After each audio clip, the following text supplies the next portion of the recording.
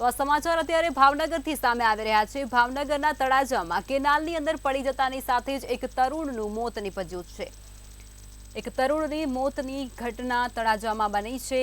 કુંઢેલી ગામની કેનાલમાંથી 16 વર્ષીય કિશોરનો મૃતદેહ મળી આવ્યો છે। મૃતદેહ મળતા ચકચાર મચી જવા પામી છે। સ્થાનિક તરવૈયાઓ દ્વારા મૃતદેહને બહાર કાઢવામાં આવ્યો અને મૃતકનું નામ જયદીપ સરતાન મેર હોવાનું અત્યારે સામે આવી રહ્યું છે। પ્રાથમિક માહિતીઓમાં આ જાણવા મળી રહ્યું છે।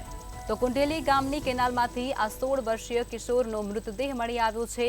ત્યારે ભાવનગરના તળાજાની એક કેનાલની અંદર આ 16 વર્ષીય તરુણનું મૃતદેહ મળી આવતાની સાથે જ સમગ્ર પંથક છે તેમાં ચકચાર મચી જવા પામ્યું છે। પરિવારમાં પણ શોકનો માહોલ છવાઈ ચૂક્યો છે અને સ્થાનિક તરવૈયાઓ દ્વારા આ મૃતદેહને કેનાલની અંદરથી બહાર કાઢવામાં આવી છે।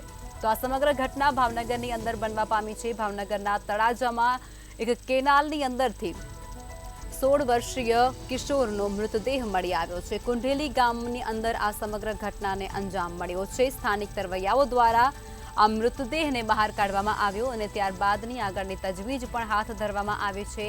ત્યારબાદ મૃતકનું નામ જયદીપ સરતાન મેર હોવાનું પણ ખુલી રહ્યું છે। પ્રાથમિક માહિતીઓ જ બહાર આવી છે તેની અંદર તેનું નામ પણ જાણવા મળી ચૂક્યું છે। તો આ સમાચાર ભાવનગરથી મળી રહ્યા છે। ભાવનગરની અંદર તળાજામાં એક કેનાલની અંદર 16 વર્ષીય કિશોરનો મૃતદેહ મળી આવ્યો છે જેનું નામ જયદીપ સરતાન મેર હોવાનું પણ જાણવા મળી રહ્યું છે।